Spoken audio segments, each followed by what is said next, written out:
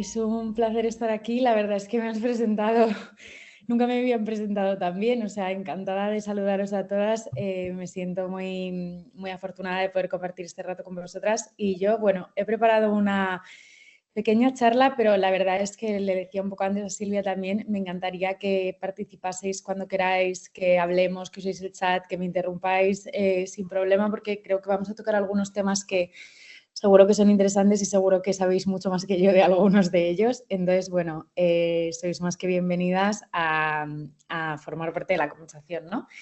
Entonces, bueno, yo me voy a presentar rápidamente. Como dice Silvia, yo soy fundadora de una startup, se llama We Gender Lab. Veo que hay varias también que trabajáis en startups. De hecho, las conozco, o sea que enhorabuena, son proyectos súper chulos. La nuestra es bastante más reciente. Luego os voy a contar un poquito, pero quiero que sepáis también que yo soy abogada de formación.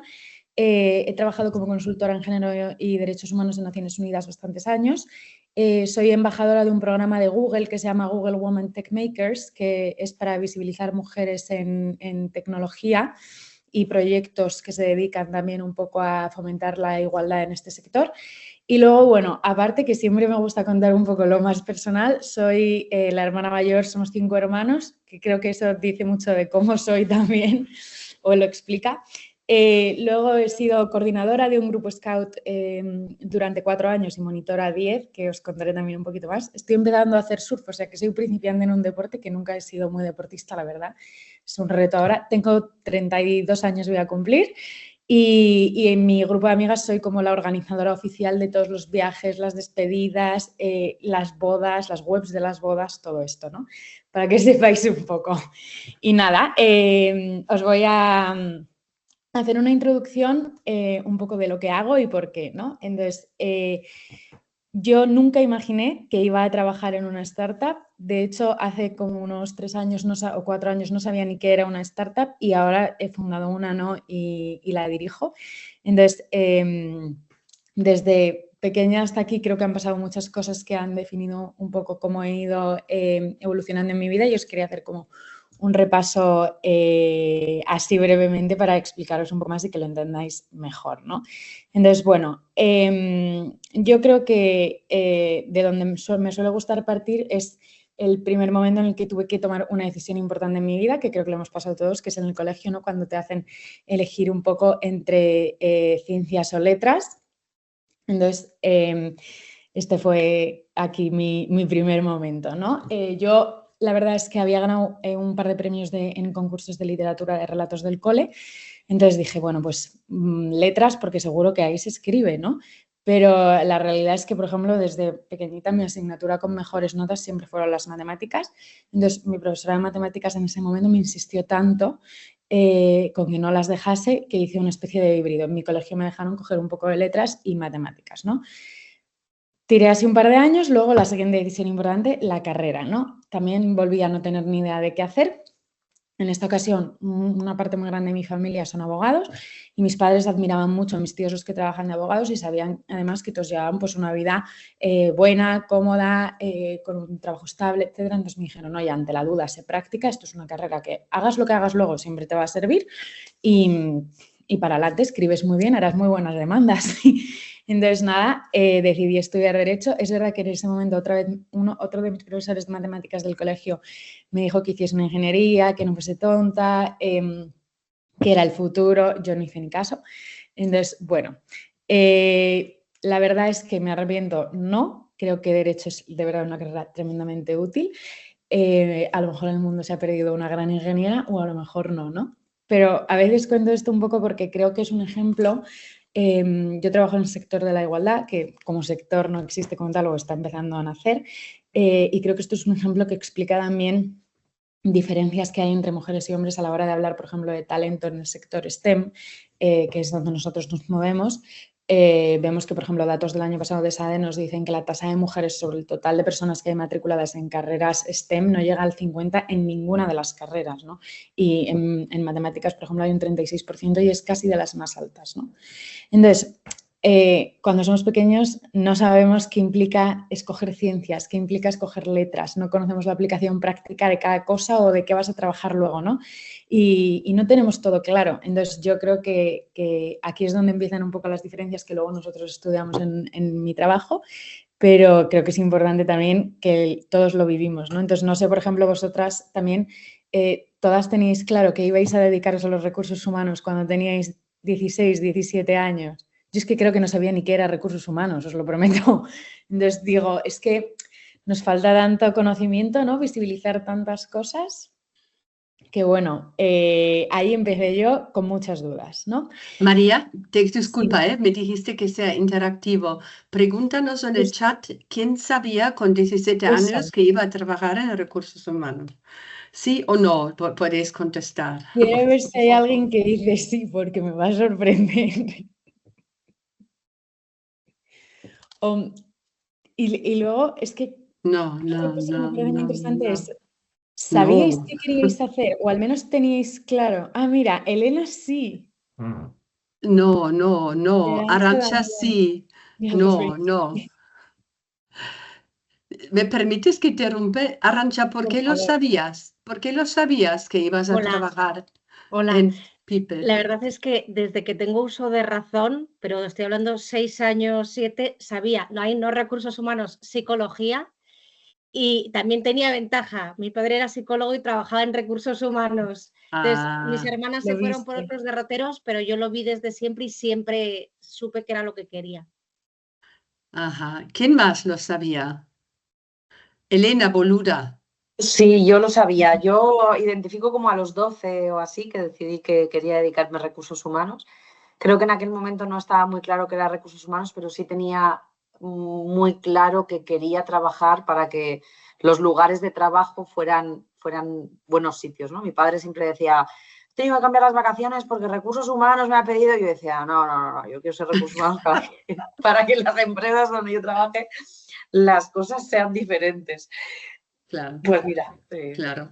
Y me permitís, yo como otra persona, yo a los 17 años leí un libro en Alemania, Coaching femenino. Y fijaos que esto fue en los años 80, no, 70, finales de los 70. Y yo dije, esto es lo que quiero hacer de mayor, ayudar a mujeres en encaminar o en empoderarse en el puesto de trabajo. Lo tenía claro con 17. Y entonces me formé en marketing. Y marketing es una buena escuela para people, recursos humanos, hoy porque va muy ligado ahora con la visibilidad y con el branding, ¿no? Y entonces dije, pero si yo quiero ayudar a mujeres en mejorar su posicionamiento, tengo que haber sido manager, eso está claro. Y entonces estudié marketing y AD en Alemania y estuve 10 años de brand manager y directora de marketing en empresas grandes. Y luego me despidieron, me dieron un outplacement y la empresa de outplacement me contrata como consultora y yo les dije sí, pero solo si me dejáis dar acciones grupales individuales para mujeres. Y entonces empecé con outplacement para mujeres en Barcelona en el año 1994, que nadie hablaba de esto, ¿no? O sea, a veces la vida te lleva sin saberlo, pero con un objetivo te ayuda mucho, ¿no? Disculpa, y ahora no te interrumpo más, María? No, Silvia, por favor, todo lo que Gracias. quieras. Es que lo que has dicho va un poco en línea también con lo que yo voy aquí a retransmitir al final, que es que la vida te lleva. Claro. Y tú tienes el remo, ¿no? O sea, digo, puedes dirigir, pero a veces no te das cuenta y llegas a un momento que ves, haces una visión panorámica de tu vida y dices, ¿cómo he acabado aquí? Y piensas, es que a lo mejor no está tan desencaminado de como yo era de pequeña, lo que pasa es que no te has dado tanta cuenta, ¿no? Entonces, bueno, yo en este momento, como os contaba, empecé Derecho, ¿no? Me encantó la carrera, o sea, me encantó, jamás me arrepentí de haberla estudiado, me enamoré muchísimo de la teoría del derecho, de la idea de justicia, de los derechos humanos. ¿Qué pasa? Que luego empecé a ejercer y no me gustó la práctica, es la realidad. A veces pasa, otras veces no. Yo tenía una visión distinta a lo que quería hacer y el sistema judicial, que es maravilloso para muchas cosas, es cansado, pone muchas trabas para otras y yo no vi ese fit, ¿no? Entonces, bueno, otra vez con un montón de dudas, decidí hacer un máster en Derechos Humanos y me fui a trabajar a Panamá, a Naciones Unidas, ¿no? Entonces ahí empezó como un poco mi siguiente etapa. Uy, me he saltado aquí. Entonces dije, oye, esto seguro que me va a gustar mucho más porque creo que el enfoque va a ser el impacto en la vida de las personas. Entonces aquí quizás sí que encuentro un sitio en el que me empiezo a sentir más en línea con yo misma, ¿no? Entonces, bueno, entré en ONU Mujeres para empezar y ese fue mi primer contacto con temas de igualdad. Y la realidad es que no me apasionó, o sea, no me apasionó nada. No trabajar en temas de igualdad porque me gustó mucho empezar a centrarme en la lucha de los derechos de las mujeres en distintas comunidades. Es muy distinta esta lucha, por ejemplo, en Perú que en Panamá que aquí, ¿no? Por supuesto. Pero a mí lo que me empezó a apagar un poco también fue un poco la burocracia interna de un organismo como Naciones Unidas, los límites que se ponen para muchas cosas, el tiempo eterno que se tardaba en conseguir otros permisos, ¿no? Entonces, es verdad que yo esto tardé en darme cuenta, yo estuve bastante tiempo allí, primero hice ONU Mujeres, luego lo dejé un tiempo para hacer una consultoría en temas de igualdad en España y luego volví al Programa de Naciones Unidas del Desarrollo, ¿no? A distintos proyectos relacionados con género. Es verdad que trabajando es cuando empecé a ver un poco más de primera mano de todo lo relacionado con la vida y la historia de la mujer, un poco, ¿no? Como os decía, en contextos y países distintos, pero es verdad que trabajamos iniciativas de desigualdad económica, de brecha salarial, de falta de oportunidades y representación política, de barreras para acceder a determinados puestos, pero también trabajamos mucho con temas de acoso, de violencia, que son muy duros, ¿no? Y que todavía son muy reales. Entonces, lo que yo veía es que lo primero, todavía no vivimos en una sociedad igualitaria, hemos avanzado, pero queda mucho por hacer, ¿no? Y me empecé a enamorar un montón de la causa, no ya del trabajo en sí, sino de la causa. Entonces, paralelamente, mi madre, yo estaba entre Panamá, República Dominicana, Canarias, bueno, un poco por todas partes, ¿no? Mi madre estaba en España y ella trabajaba en una agencia pública de urbanismo y arquitectura. Y tuvo una experiencia en su trabajo en la que le tocaba promocionar por antigüedad y por resultados y no la promocionaron porque le dijeron que ella había tenido 5 hijos y había perdido mucho tiempo en las bajas, ¿no? Y le pasó lo mismo a la mujer de mi tío. Entonces, lo que pasa es que a ella en el sector sanitario.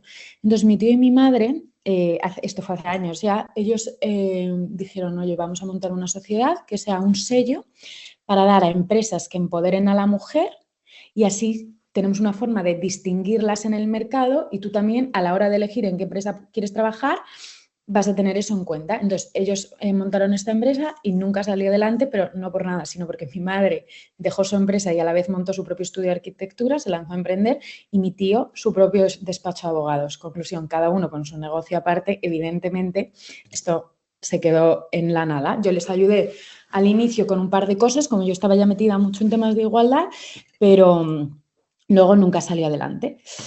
Total, que pasan los años, yo sigo con mi vida, con mi trabajo en Naciones Unidas, etcétera, y una noche, al meterme en la cama, pues como que de esto que no te puedes dormir y empiezo a pensar un poco, oye, esa idea que tuvieron, la verdad es que era buena. Esto pasó porque en un proyecto de igualdad nosotros normalmente trabajamos en Naciones Unidas con el gobierno, con el sector público y tuvimos uno en concreto con el sector privado y lo que yo vi es que avanzamos a pasos agigantados y que el impacto que generamos fue mucho más rápido sobre la vida de las mujeres en este caso, ¿no? Y dije, oye, es que es verdad que trabajar con el sector privado puede ser muy interesante, me gusta el enfoque. Esto fue una noche, fue otra noche, estuve así unos 5 o 6 meses y ya un día dije, mira, ya está, si voy a estar dándole vueltas todas las noches al meterme en la cama, pues voy a empezar a investigar qué hay y si se puede montar algo. Y así es como empecé lo que es lo WI, ¿no? Entonces, empecé a investigar, como os decía, y lo que yo quería ver era pues, cómo trabajan las empresas temas de igualdad a día de hoy, por qué lo hacen, quién lo está haciendo, y llega la figura de las personal de recursos humanos. Entonces, me senté con 78 directores y directoras de recursos humanos de empresas en España, que básicamente les acosaba por LinkedIn hasta que me dejaban invitarles a un café. O sea, fue un año de entrevistas y empecé a preguntarles cómo lo veían, qué estaban haciendo ellos, qué habían hecho hasta ahora, con quién, qué había salido bien, qué problemas estaban teniendo, etcétera, ¿no? Entonces, bueno, lo que saqué en claro a modo resumen de un estudio muy grande, ¿no? Fue que cada vez había más legislación obligando a tener planes de igualdad, cómputos relacionados con la igualdad, o por otro lado que había juntas directivas, inversores, empresas matrices internacionales presionando en este sentido, y que los modelos que había para hacerlo de apoyo pues eran Excels tremendos de hace siglos, la recopilación de datos era muy pesada, o sea, estaba provocando una cosa que debería ser en esencia tan bonita y tan guay de hacer como trabajar estas iniciativas, estaba provocando dolor de cabeza por la forma en la que se estaba haciendo, ¿no? Entonces, lo que yo empecé a ver es que no había soluciones basadas en tecnología o en automatización o en análisis de datos para ayudar a este trabajo. Y así es un poco como nació la startup en ese momento, ¿no? Entonces, yo un poco loca también, ahí podéis ver la foto, dejé mi trabajo en Naciones Unidas y empecé a montar WE, ¿no? Una plataforma para ayudar a esa recogida, gestión de datos de igualdad, hacer diagnósticos online, dashboards, apoyándolo un poco con un equipo experto para dar además formación, crear eventos chulos, etc.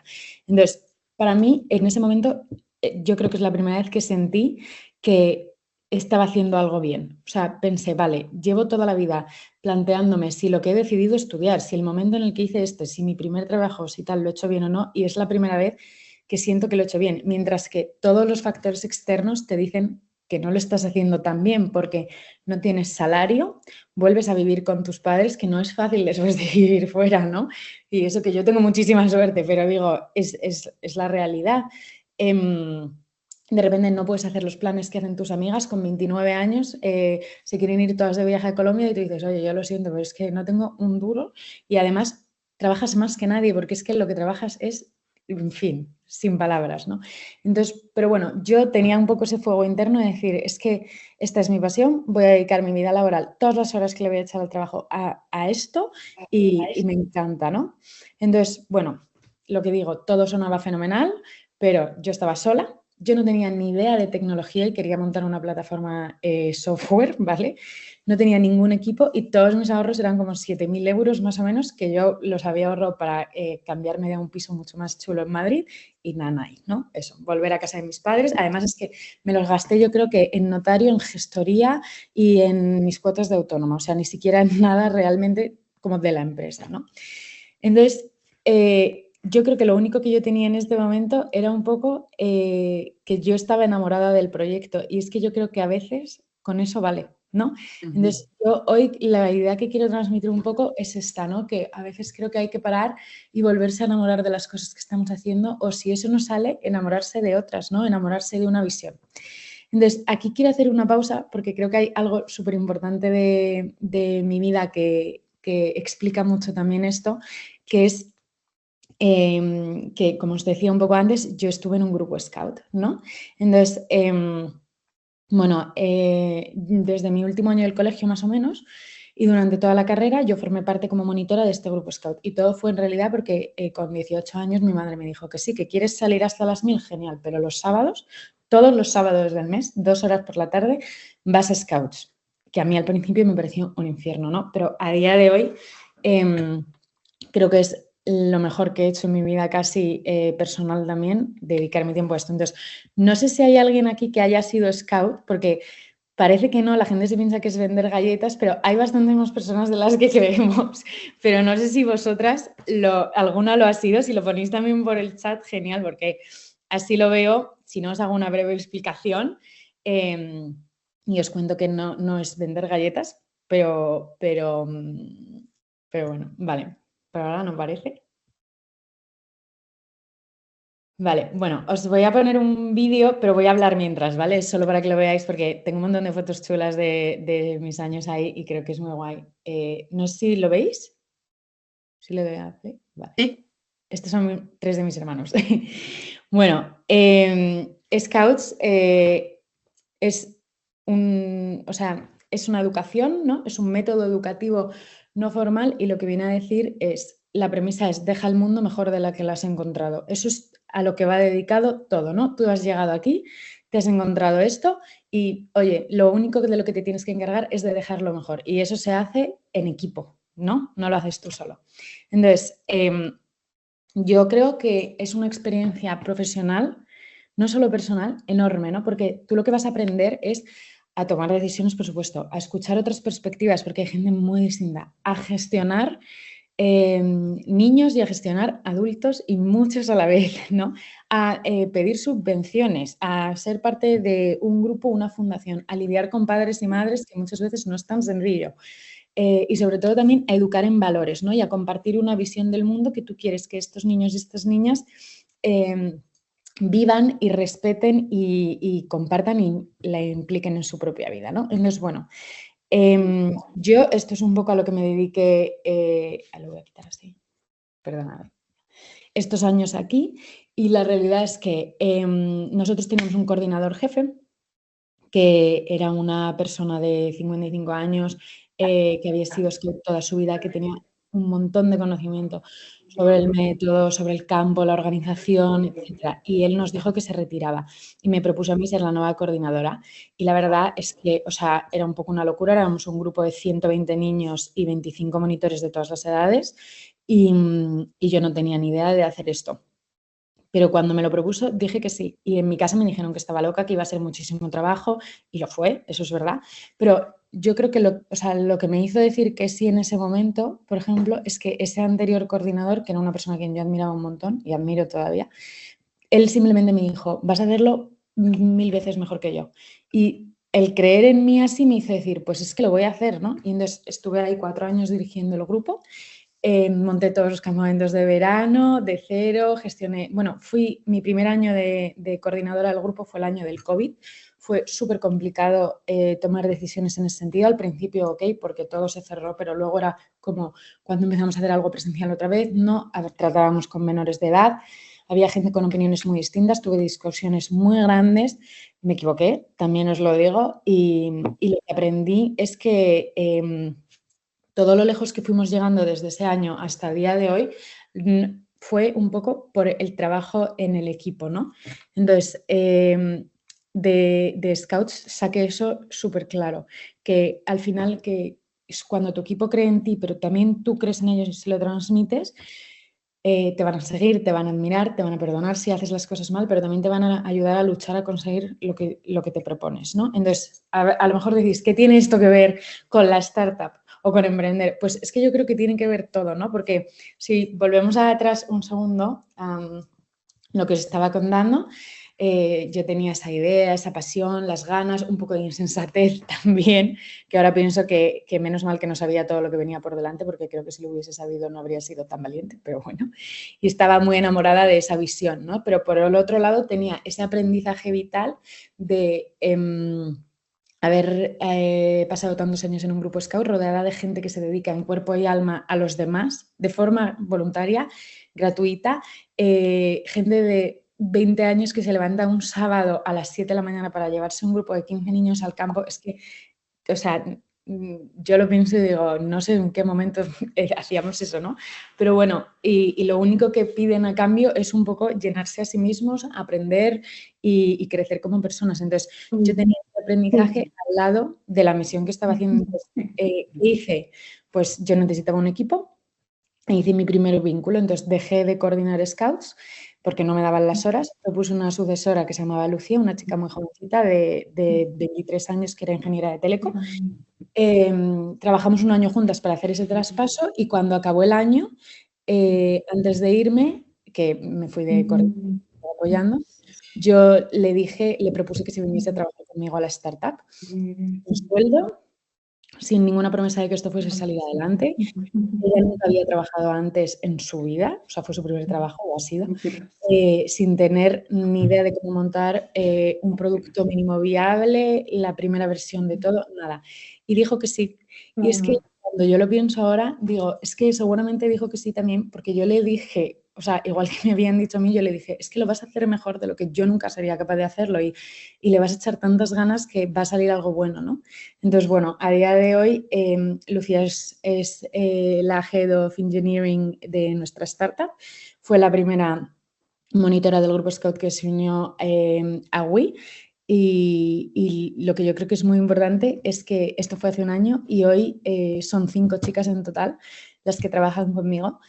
todas tienen entre 22 y 28 años. Yo no pago a ninguna, ni a mí, ¿vale? Ninguna tenemos salario todavía, ni extras, ni nada. Y esto no es algo de lo que estoy orgullosa y, por supuesto, en cuanto podamos en las startups, que parece que va a ser ya este mes de junio, nos empezamos a poner salarios. Pero lo que yo creo que esto muestra es que hemos conseguido o he conseguido que hay 5 personas que cada día nos eligen, que trabajan en este proyecto porque creen en la visión de lo que estamos haciendo y de verdad, o sea, es que se desviven porque esto llegue muy lejos el día de mañana y que creen en ellas mismas también y yo les intento reforzar eso, ¿no? Entonces, yo sé que es muy fácil decir esto, ¿no? Como, oye, hemos conseguido una visión o una cultura de equipo en el que la gente está feliz, pero es que de verdad... Yo, por ejemplo, en mi lista de tareas a la hora de llevar mi negocio hay un porcentaje muy alto a la semana de tiempo que solo dedico a ellas. Pero, a ver, cómo están, a ver cuáles son sus proyectos personales, a ver cómo está yendo su progreso, a animarlas a hacer cosas nuevas y equivocarse dentro de la startup, porque es que yo siempre les digo, ¿qué va a pasar? Es que si nos equivocamos, ¿qué va a pasar? Es que no va a pasar nada, es que crearemos algo mejor, ¿no? O sea, lo único con lo que no nos podemos equivocar es con el tratamiento de datos de clientes, eso 100%, pero todo lo demás, pues aprobar y adelante, ¿no? Entonces, bueno, yo creo que cuando haces algo de lo que estás enamorado, se nota y se transmite a las personas que están a tu alrededor. Y al final, ¿cómo lo noto yo? Pues porque tengo estas personas a mi lado que creen en la misión de la startup y que no solo creen en ello, sino que trabajan a día de hoy de forma gratuita para sacarlo adelante, ¿no? Entonces, bueno, esto es un poco lo que yo también os quería compartir. Si las queréis conocer más, en nuestro Instagram tenemos fotos de todas ellas. Hay una de ellas que lleva el Instagram, son súper graciosas, la verdad. Y yo creo que a mí siempre me gusta dejar como un poco de tiempo de reflexión. Y mi pregunta también, que a lo mejor queréis responder en alto o no, es un poco, no sé a vosotros, pero ¿cuál es la causa que os enamora, no? O, por ejemplo, es que ¿a qué os dedicaríais gratis 20 horas a la semana? Entonces, es que hay veces que esas causas que nos enamoran pensamos, bueno, pero esto nunca podría ser un negocio o de esto nunca podría vivir. Joder, es que igual sí. Es que igual podéis encontrar la forma de hacerlo así, ¿no? O no sé. Yo creo que a veces muchas veces me han dicho que soy muy optimista y que, ay, se nota que eres joven, pero es que yo quiero ser así toda la vida porque creo que es una forma de vivir también. Entonces, bueno, si algo cambia ya os avisaré. Pero por ahora yo quería dejar esta pregunta y luego, sobre todo, hay un montón de cosas que os podría contar, no os puedo contar más sobre el equipo, cómo trabajamos, qué dinámicas hacemos, qué herramientas usamos, cómo nos comunicamos, cada cuánto nos vemos. O también os puedo contar, oye, qué hacemos con la startup, qué trabajos paralelos tenemos ahora. Le contaba a Silvia antes, por ejemplo, que en junio hacemos nuestro primer evento para mujeres emprendedoras en Madrid. Pues también os puedo hablar de eso, pero no quería estar una hora hablando yo y daros una chapa tremenda sobre todo, sino saber un poco también qué os interesa o que hagáis preguntas o que participéis y contéis también vuestra experiencia y nada. Y ya me callo, que siento que he hablado un montón. Pues muchísimas gracias, María, pero ahora queremos saber qué nos puedes ofrecer, qué haces tú para las empresas, para nosotras. Os cuento. Hacemos un ¿Puedes montón dejar de compartir? Sí, gracias. Como decía un poco antes, el core de la idea del negocio es que nosotros ayudamos a las empresas a trabajar iniciativas de igualdad de género desde la tecnología. Entonces, hemos montado una plataforma con la que hacemos sobre todo diagnósticos de igualdad de empresas y les entregamos un dashboard en los que las empresas pueden ver en qué punto están, cuáles son sus puntos fuertes, en qué pueden mejorar. De hecho, es que os lo voy a enseñar un segundo. Así. Vale, ¿veis mi pantalla? Sí. Vale. Os voy a enseñar aquí. En definitiva, el primer paso siempre es diagnosticar, porque lo que nosotros pensamos es nunca vas a tener una buena estrategia en igualdad realmente si no parte de un diagnóstico previo, ¿no? Entonces medimos y luego actuamos. Entonces, para hacer la medición tenemos una herramienta que nos saca los dashboards de igualdad, ¿no? Entonces, aquí veríais para verlo completo, por ejemplo. Hacemos siempre un gender score, damos un vistazo general del organigrama y de la plantilla. Para nosotros dar un gender score, y esto creo que es importante, no utilizamos el porcentaje de representación de hombres y mujeres en plantilla. ¿Por qué?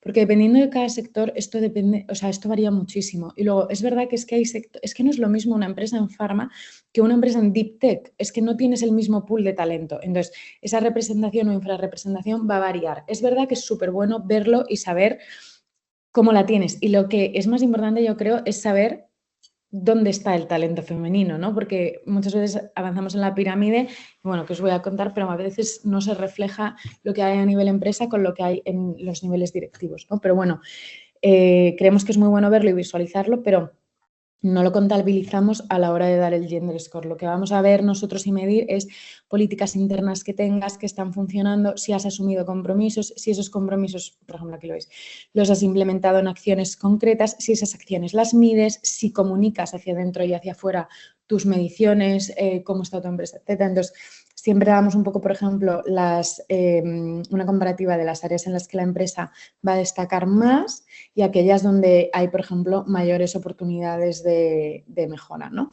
Y luego damos los resultados por pregunta concreta. Nosotros utilizamos una metodología de Naciones Unidas, porque claro, es con lo que yo estoy más acostumbrada a trabajar, y es un análisis de máximos, lo que quiere decir que el 0 no es que, por ejemplo, no es un suspenso, sino sería como que no has empezado a tratar algo, ¿no? Y el 100 es que has llegado al máximo. Entonces, nunca hemos tenido una empresa que supere el 60 por ahora. También es verdad que no es lo mismo los recursos que tiene para hacer esto una pyme en el sector papel que una macroempresa a nivel global, ¿no? Pero, bueno, todo se va reflejando. Y luego lo que hacemos siempre es proponer acciones concretas. Estas son una serie de recomendaciones transversales a todas las áreas y luego vamos por área, para el liderazgo, para el lugar de trabajo, para la relación de la empresa con los mercados, la cadena de suministro, marketing responsable con enfoque de género y también en la comunidad en la que operan, ¿no? Oye, cuáles son las actividades de responsabilidad social corporativa con este enfoque, las alianzas que la empresa está haciendo, etcétera. Entonces, nosotros una vez hacemos un poco ese diagnóstico general, hacemos planes de acción también, dependiendo de la empresa, puede querer un plan de acción para 2025-2026 o para los próximos 3 años. Aquí en España trabajamos mucho con planes de igualdad, porque es la obligación legal, como me imagino que sabréis, para empresas de más de 50 empleados. Entonces, nosotros hacemos los planes de igualdad con los mínimos y como exige la ley, lo que pasa es que siempre vamos a dar dashboards interactivos y todos los descargables aquí, ¿no? Entonces, plan de acción, etcétera.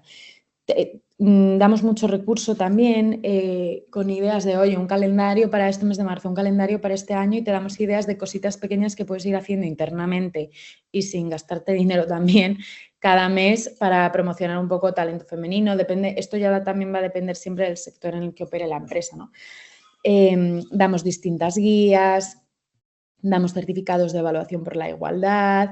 Y luego yo creo que en un formato un poco más eventos o acciones concretas, damos mucha formación, muchos talleres, webinars y luego trabajamos con programas de talento femenino. Entonces, tenemos programas para impulsar al talento femenino en temas de liderazgo, pero también, por ejemplo, para liderazgo transversal o especificación o reskilling.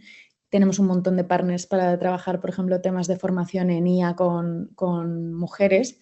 Y luego, aparte, tenemos nuestra línea que es como nuestro bebé que nos encanta, que es que trabajamos con muchas mujeres emprendedoras. Esto no lo hacemos a nivel modelo de negocio, o sea, no es parte de lo que nos va a dar de comer, pero sí que es algo a lo que dedicamos también muchos esfuerzos porque nos encanta. Y entonces lo que tenemos es una iniciativa en redes sociales que se llama We Women, y damos cada mes visibilidad a 8 mujeres emprendedoras y a sus proyectos en España. Y como os decía antes, en junio tenemos nuestro primer evento con todas estas We Women en Madrid y vamos a hacer unas dinámicas para que se conozcan, para que compartan y también que se apoyen unas a otras en esto de emprender, ¿no? Que no es tan sencillo a veces, pero bueno, ahí estamos. Silvia, dime, que veo que levantas la mano. Ah, sí, perdona, es que te quería felicitar. Es que levantaron la mano. Vale, ¿querías seguir o abrimos debate? Vale, Abrimos pues debate. déjate compartir, por favor, María. Sí. Así te vemos mejor, nos vemos mejor, ¿no? Vale, María, muchísimas gracias. La edad media de nuestro foro son 50 años. Somos todas bastante seniors. Luego hay algunas que tienen un poco menos, otras como yo un poco más. Pero ver a mujeres emprendedoras tan frescas, con frescura y con muchas ideas y ilusión como tú, nos da también la vida. Y muchas vemos reflejado nuestras hijas contigo, ¿no? Decimos, wow, si esto fuese nuestra hija con tanta ilusión como lo presentas. Muchas gracias por la parte de de storytelling, ¿no? Cómo has llegado allí y luego qué es lo que nos puedes ofrecer. Muchísimas gracias. Y entonces abro el debate, ¿vale? A ver, ¿quién quiere hablar? Aquí tenemos a Arantxa, que es una experta, ¿verdad? Sí. No, bueno, a mí me encanta trabajar en temas de diversidad e inclusión y mujeres, obviamente. Tenía dos preguntas para ti. Bueno, primero, gracias, súper inspirador. Y reafirmo en lo que dice Silvia, pienso lo mismo. No mis hijas que tienen 5 o 6, pero todo el resto. Vendrá. Y, y entonces tenía dos preguntas. Uno, ¿qué tal estás viendo la acogida por parte de empresas? Y dos, he visto que el diagnóstico, has comentado el plan de igualdad. ¿También hacéis diagnóstico, por ejemplo, de qué valora Bloomberg y otras agencias? Que a mí me ha pasado muchas veces en el pasado, que para mí era una referencia, aquello que piden me sirve como ideas de hacia dónde ir, y también yo hacía diagnósticos, no con esa plataforma que tú dices, sino más artesanal de cómo de lejos estoy y qué gaps debo acortar, ¿no? No tanto por el plan de igualdad, sino por agencias de rating, etcétera. Entonces, quería ver cómo de flexible es la plataforma y la herramienta. Claro, te cuento. Bueno, mil gracias a Arantxa por tus palabras y por hacer preguntas. Me encanta porque algunas veces damos charlas y nadie pregunta nada y es mucho más aburrido. O sea, que genial. Mira, por un lado, la acogida depende. Hay empresas en las que está siendo súper fácil entrar, pero lo que vemos es que cuando tienen equipos que creen en esto de verdad, es muy fácil trabajar y entrar a trabajar porque buscan generar impacto, no buscan cumplir con la legislación y nosotras vamos muy alineadas con eso. De hecho, una de las directivas del foro que no ha podido estar aquí hoy, que es Cristina Moliner, es la directora de Recursos Humanos de Alier, que fue nuestro segundo cliente y nuestro mejor cliente a día de hoy. Y yo se lo digo siempre a ella también, que se nota muchísimo lo bien que trabajamos con ellos porque va en su ADN. Entonces, es tremendamente fácil. Entonces, la acogida en empresas así, muy sencilla. En otro tipo de empresas es más difícil, pero es verdad que como tienes una ley por detrás que está obligando a las empresas a hacer esto, pues a veces entras porque quieren cumplir y ya, y bueno, les intentas dar algo que sea útil, que no se quede en un cajón, o sea, que vaya a generar un poco de impacto, aunque no vaya tan en su valor empresarial, ¿no? Pero bueno, nosotros luchamos por eso, o sea, que ahí estamos. Pero yo estoy muy contenta. Este año, de hecho, en enero y febrero hemos superado todos nuestros ingresos del año pasado, que es que a nivel empresarial también es una pasada, ¿sabes? Y ver cómo esto crece, vamos, nos llena de alegría. A mí y a todo el equipo, yo creo. Y luego, lo que dices de la herramienta para hacer esa medición con otros índices como pues el de Bloomberg, no lo tenemos habilitado así. Es una de las funcionalidades. Queremos que la siguiente versión de la plataforma que estamos montando ahora, está haciendo Lucia, queremos que empiece a incluir indicadores de eso. Lo que sí que estamos señalando es qué parte de los datos que recogemos te sirven para hacer reporting en ESG, que ahora también con las directivas europeas empieza a pedirse mucho dato de este tipo. Entonces, estamos empezando con eso y queremos ver qué tal va, haciendo pilotos con un par de empresas y ya empezar a medir lo otro. Lo que pasa es que hay muchas que dicen, vale, yo quiero que me midas si lo que vamos a hacer es B Corp, yo quiero que me midas si vamos a hacer el distintivo de igualdad en la empresa del ministerio, el índice Bloomberg. Entonces, hay tanto que tenemos que ir paso a paso. Pero bueno, hay trabajo. Gracias. Hay una pregunta de Isabel. Vale. En el chat. Gracias, Isabel. Me interesa una... Léelo, Isabel, o pregúntalo directamente. ¿Lo leo yo? ¿Sí, no? Sí. Adelante. No, Isabel dice, me interesa una formación en prevención de acoso y yo traigo igualdad para toda la plantilla. Somos empresa tech, ¿qué pasos debo seguir para contactar? Estamos en Barcelona. Yo voy a dejar aquí mi correo, de hecho, y me podéis escribir o si queréis dejarme No, los no te emails. preocupes, María, lo enviaré en el resumen a Vale, todas. ¿eh? vale, Vale. perfecto. Nada, hablamos y lo montamos. Vamos un montón a Barcelona. De hecho, a veces pienso, deberíamos mudarnos allí porque es que nos sale mucho más trabajo en Barcelona que en Madrid. O sea que, pero bueno, las hacemos online, las haremos presencial, de todo tipo de horas. Tenemos un catálogo, o sea que mandamos todo. Muchas gracias. ¿Más preguntas sobre el tema en sí o quién pregunta? Jessica, hola. Hola, ¿qué tal? Perdona, que estaba intentando jugar, pero sí tengo una pregunta. Nosotros somos una multinacional americana y como sabéis, recientemente hay un nuevo presidente que tiene una diferente ideología. Entonces, nosotros habíamos planteado toda una estrategia de diversity, equity and inclusion, que lo habíamos trabajado todo el año pasado para hacer la implementación en el 2025 y toda la proyección del 2030, que nos la ha destruido por completo. Y entonces ahora hemos tenido que revisar el nombre porque ya no gusta el nombre, entonces hemos tenido que cambiarla y ya denominarla Culture and Connection, y lo llamamos como un mosaico en el que todas las culturas, todos los géneros, todo está incluido.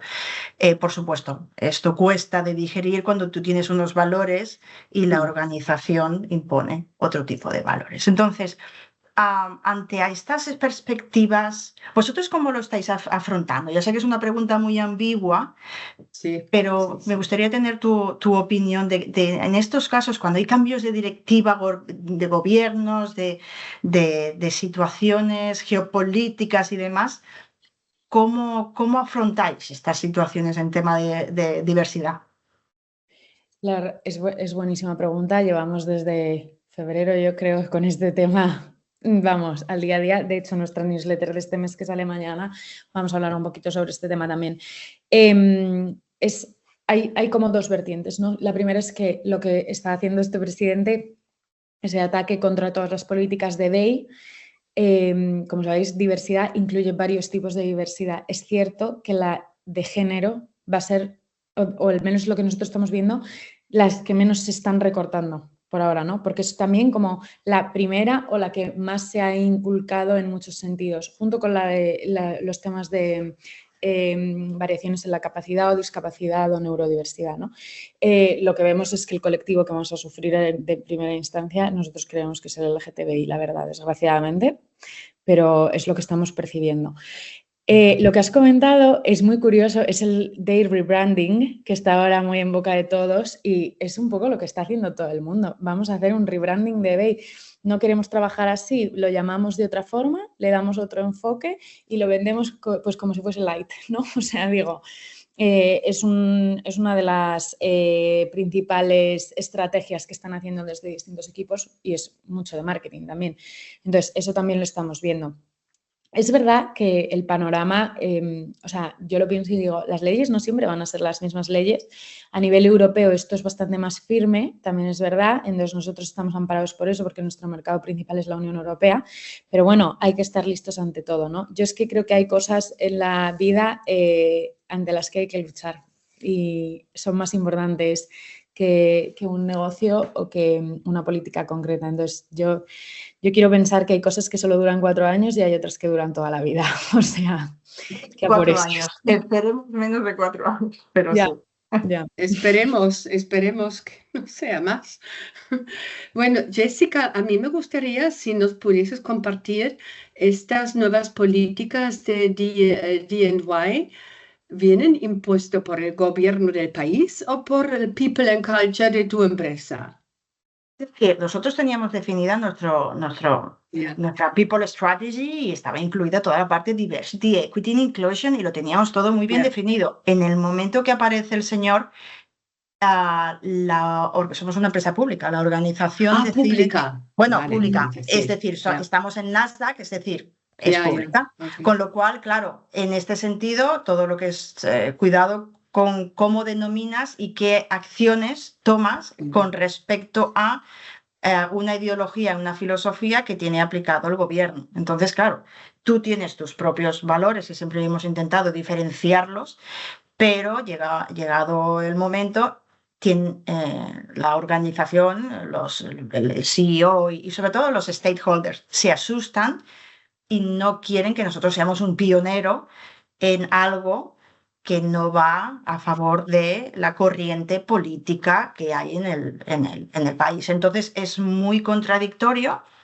pero entonces empezamos a analizar, hacemos un poco un benchmarking de qué hacen otras multinacionales americanas, norteamericanas, y vemos que empiezan a salir artículos diciendo que sí, pero no. Entonces el rebranding, ¿no? Es decir, sí, vamos a empezar a trabajar, pero cuidado, o hay incluso compañías que han decidido que este año no se va a tratar nada relacionado con este aspecto, ¿no? Entonces, claro, ahí es lo que decimos, ya, no podemos pararnos en esta lucha, o sea, hay que seguir trabajando y por suerte la CHRO ha decidido que se va a seguir trabajando desde otro nombre, perspectiva, aunque lo quiera llamar mosaico, que me ofendía porque nosotros, claro, para mí no solamente la diversity es que es género, pero es que es mucho más, ¿no?